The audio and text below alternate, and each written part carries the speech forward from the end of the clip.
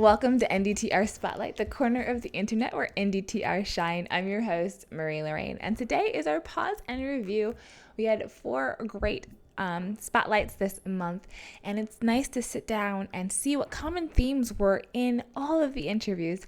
And a theme I found was the value that the DTR credential brings, and more specifically, how it can enhance an application to grad school, or how you can really add value in the field of nutrition and dietetics, even for dietitians. So our first clip I wanted to bring out was from Caitlin.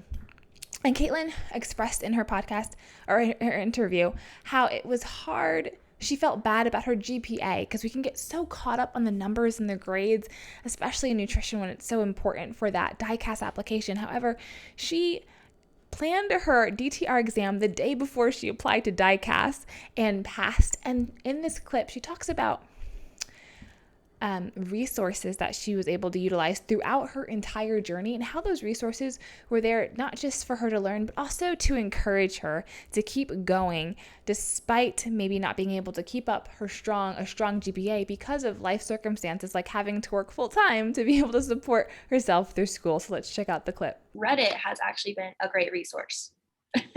So they have like a dietetics thread, an RD2B thread, all of that. Reddit was a great resource. Facebook has a ton of resources too, and a ton of groups where people are asking all of these questions, and professionals that have gone through it are already answering them.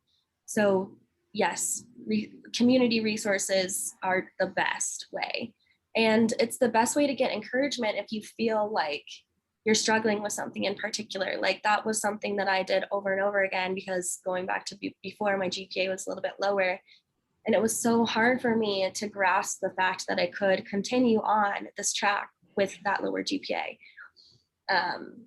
So I got a lot of encouragement on Facebook and Reddit specifically that I could still do it. And I did it. So it's finally starting to pay off, and it's really awesome to see. But yes, use your resources. Be always looking. Even if you're just now getting into your, first semester as an undergrad, start now. And just that way it's not so stressful, and you're not trying to like compress all of that information at one time. Okay, kind of keeping with that theme of grad school and expanding the scope of practice through extra education. Our next clip is from Brian, who is currently in a combined master's in DI program, and he talks a little bit about how the DTR credential enhanced his application and what that process was like, and even talks about the often unspoken second round match. So let's check out that clip. They are right. It is a very competitive process. But I think rather than going straight from your bachelor's to your master's, if you're feeling unsure in life, like if you really want to do nutrition, I think that's a perfectly normal feeling. If you feel unsure that your resume isn't up to par, that's also really normal, because I was one of those people. And I think 2 or 3 years in the workforce and just working out in the industry really changes things for you. I think it really does bulk up your resume. Obviously, having your DTR strongly makes you a stronger candidate.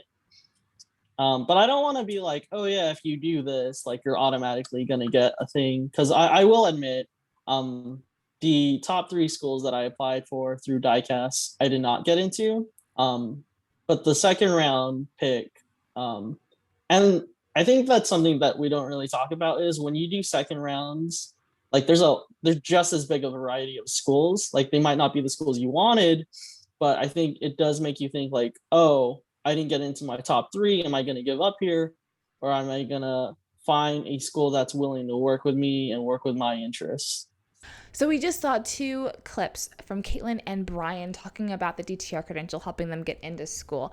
And this next clip is from Aaron, who we interviewed, who works at Project Angel Heart currently as a DTR. And he also has goals to continue his education and reach the dietitian credential. But he's taking his time and really enjoying the journey and utilizing the experience he's getting. A lot of times we feel rushed to just go to school, keep going to school, but there's so much value that you get from just work experience, and that's why it's pivotal to have on your application.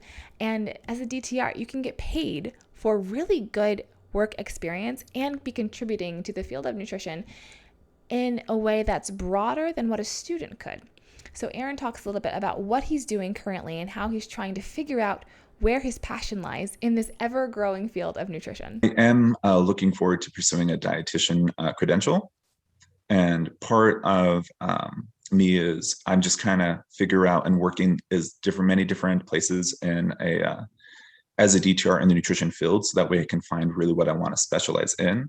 As I said, I've kind of I do love the sciences and community aspects of it, but there's also a ton of different things that catch my interest. So I've worked or I've interned at school districts before.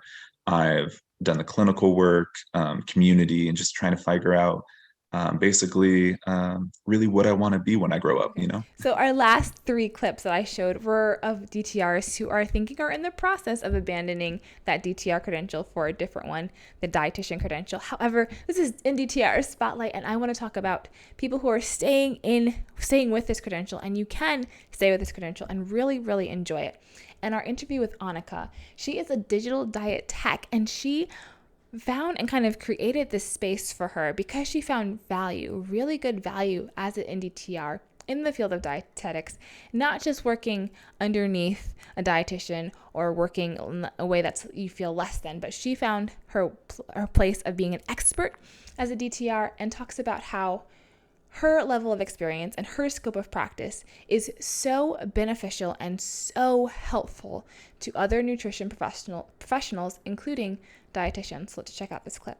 For me, it was just such a natural next step. I just heard of dietetics being in hospitals and being in food service, kind of like you said. And for me, none of those spoke to me. It was like, I want to be evolving. I want to be designing things each day. I want to be making flyers and handouts. Like that was kind of what I wanted to be in.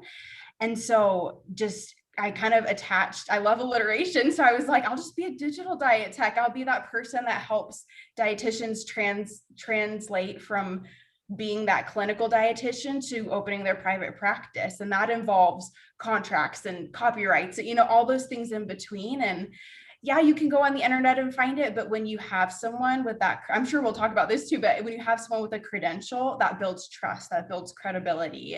It builds those things to expect from a diet tech, and dietitians will latch on to that. I've had so many people say, oh, it's such a comfort that this and that you're required to keep up that continuing education, because it just provides, it's different than a virtual assistant or somebody who they're helpful, but they don't know the jargon. And so diet techs have that jargon already down, they know what a SOAP note is or an ADIME note is or whatever. And so they don't need as much training in those technical aspects, but then they have an additional skill set upon it. So I'm sure this, I'm probably preaching to the choir, but there's such a skill set that comes with being a diet tech.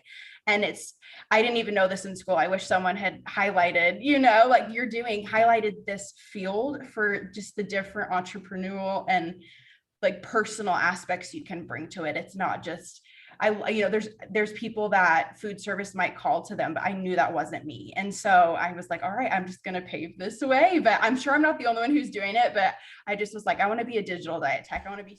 I hope those clips were interesting and encouraging for you. And if any of those people you heard or listened to or watched stood out to you, make sure to watch their full interview. Their stories are all so very unique and yet still all so inspiring.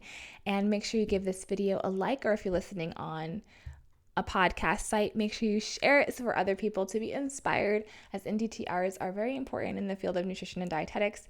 And I'm so grateful that I have the opportunity to be able to spotlight NDTRs. And if you are listening to this podcast or watching it and you're an NDTR and you have a story that you want to share to hopefully inspire and encourage other NDTRs, current, future, or former, please reach out to me. You can reach out to me on Instagram, just slide into the DMs, or on our website, ndtrspotlight.com, and I'll be happy to set up some time to chat and see if we want to have you on the podcast.